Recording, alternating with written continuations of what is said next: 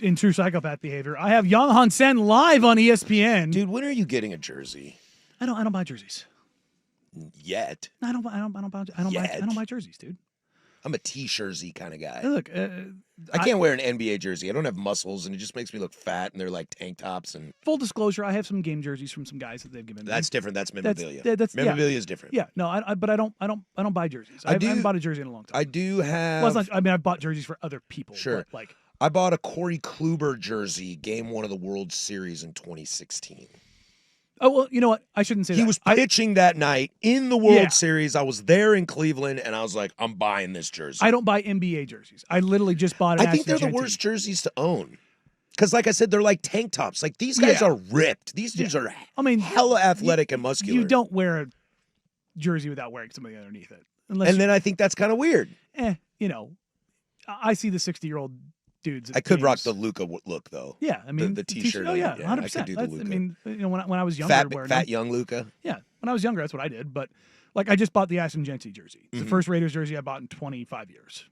Like, I came this close to getting a Khalil Mack one, and then the next season he got traded, and I was like, glad I didn't do that. Somebody gave me a powder blue LT jersey. Oh, that's a banger. It's a banger. Maybe I'll wear it someday. I've never worn it. It just hangs in my closet. Okay, yeah. I have some USA men's soccer kits. Okay, yeah. Usually in the World Cup, I always buy a blank one.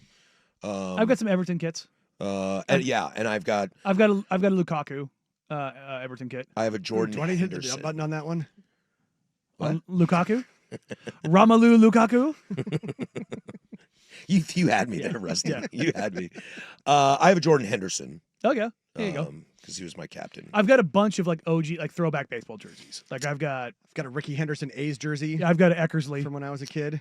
I like the T-jersey a lot. Yeah. Like, it just says the team name and then the player on the back and the number, but it's a T-shirt. Yeah, I'm all about that. And I've got a Mark Brunell Jaguars jersey. Ooh, there you go. Dude, those are my two jerseys. Why do you have a Mark Brunell Jags jersey? I mean, don't get me It was don't get bought me wrong. for me. Don't get me wrong. I love it. It was bought for me. Why do you have a Mark Brunell jersey? It was bought for me. Who was like, you know who'd like this? Jeff Rust would like this. Had that one a long time. But yeah, Mark Brunell's one of the few Huskies I've ever rooted for in my life. Exactly. I love yeah. Brunell. Definitely don't buy NBA jerseys anymore. No. Not for myself. No. If there's a dope throwback, I might do that. Mm-hmm. Like right now, I'm wearing a Mitchell and Ness Vancouver Grizzlies hat. Oh yeah, that's a cool brand. I like their stuff. It's a throwback. Yeah. But like, I don't really mess with that. It's not like the whole like media thing. There's a little bit of that to it. You know what I mean? Sure. It's a little weird. Sure. But yeah, I will not buy a jersey of a player that is active. I don't buy beer swag anymore. Yeah, I would imagine you're literally like this wearing hat. This hat I'm wearing, I wore to work for 5 years. Yeah, it's workwear. It's not. This T-shirt I wore for a year and a half at work. Yeah. So it's I can't buy it anymore. No. You just stalling? Which is sad because I used to work for a company that makes all these. Are you stalling? Sorry, Jays. I love you guys. Because you don't want to talk Young Hansen? Young Bong in Game 3 last night. 27 minutes, 2 blocks. Mm-hmm. That's it. That's all I got. No, I'm joking. 15 points. Looked pretty good last night. Hey, that passing was still there. Yep. I'm glad to see that's been it's real. Consistent. That's it's real. And that you know me from last time we talked about this. That's what I'm happy I am about. efforting getting one of the best basketball talkers in the world for next week to talk Young Hansen. So really, yeah, sexy. I'll just say he called one of his games. So I'll just put it that way. Sexy. I actually know the answer. I'm just playing dumb. Yeah. So that's the hope is because I want to because people have heard me talk about him. Let's hear a guy who's played in the league. You listen to us idiots. Yeah. Let's go find a real person. Yeah, let's go find somebody. Like if you don't want to listen to me, fine. Here's a guy that knows the game damn near better than anyone. Yeah. But Young shot the living hell out of the ball last night. He did. And, what he finished 3 of 6 from 3? Yeah, 3 of 6 from 3. And the thing was, like, his 3 makes, like, game 1, he banked that one in. And that was the basketball gods just giving him some love. Sure. That ball left his hand and ripped the net each time. And I went, oh. And I've had a bunch of people reach out to me, like, do you think the shooting's real? I'm like, I think his touch is real. I think he's got to speed up his release a little bit. Like, teams are not going to let him just, like, walk, like, give him that much space and let him shoot. So he's got to speed that up a little bit, which I think he'll be perfectly fine. But I saw a lot of people were mad because his rebounding totals aren't that high. I haven't done it yet. I'm going to go back and rewatch the game. I heard the guys this morning talk about that a little bit. Here's the thing. Brandon had a good point. Caleb Love had 12 rebounds last night. Yeah. You know why? Because Yang Hansen is walling off an entire side of the court. And that's basically what Brandon said this morning on Dirt and Spray. Go check the podcast if you want to hear. They broke this down a lot as well.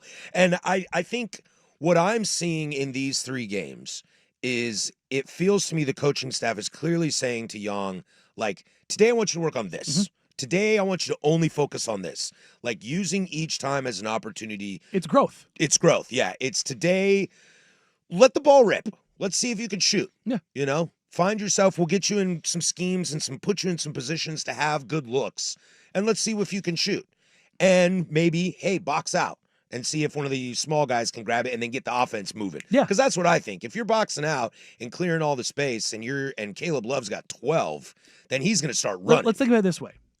When Hansen is playing with the big club and you've got Toumani Camara, Denny Avdia on the floor with you. Mm-hmm. Denny Avdia is one of the best grab-and-go forwards in the entire league. He's also one of the best the only wings that you can say are better defensive rebounders than him, Jason Tatum and LeBron when he gives a damn. I know who both of those guys are. Like, that's the list. Like, Denny has been in the 90th plus percentile in defensive rebounds for wings. Like, he's dope. He's very, very good. And what does Denny do when he grabs the ball? Go. Yeah. Which is what Portland wants to do. They want to grab and go. And if Hansen is going to be a guy who just eats up a metric crap ton of space, and guys like Tu and Denny can grab it and ignite the break, because Hansen's not flying down the floor. That's not who he is. He's going to be a trail guy.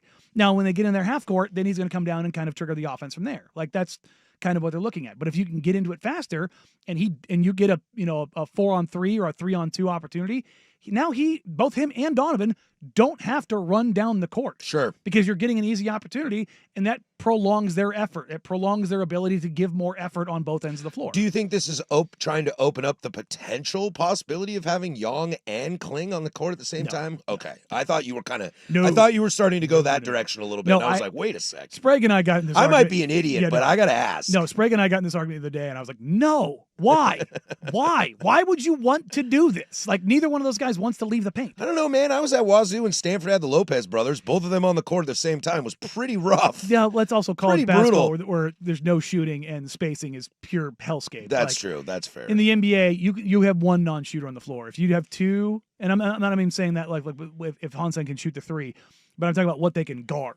Mm-hmm. And you can't park both of them at the rim. Like, so somebody's got to come out. Neither one of those guys wants to come out of the paint. I mean, Hansen has probably had a dozen or more times where he's had both feet in the paint for like 8 seconds, and the refs just aren't calling it. Out of the games that I was down there for, the number of times I heard the opposing coach screaming, "That's bleeping 3 seconds!" It's like, yeah, dog, you're gonna have to learn how to 2.9 a lot more. Yeah, I heard he played a lot of zone in China.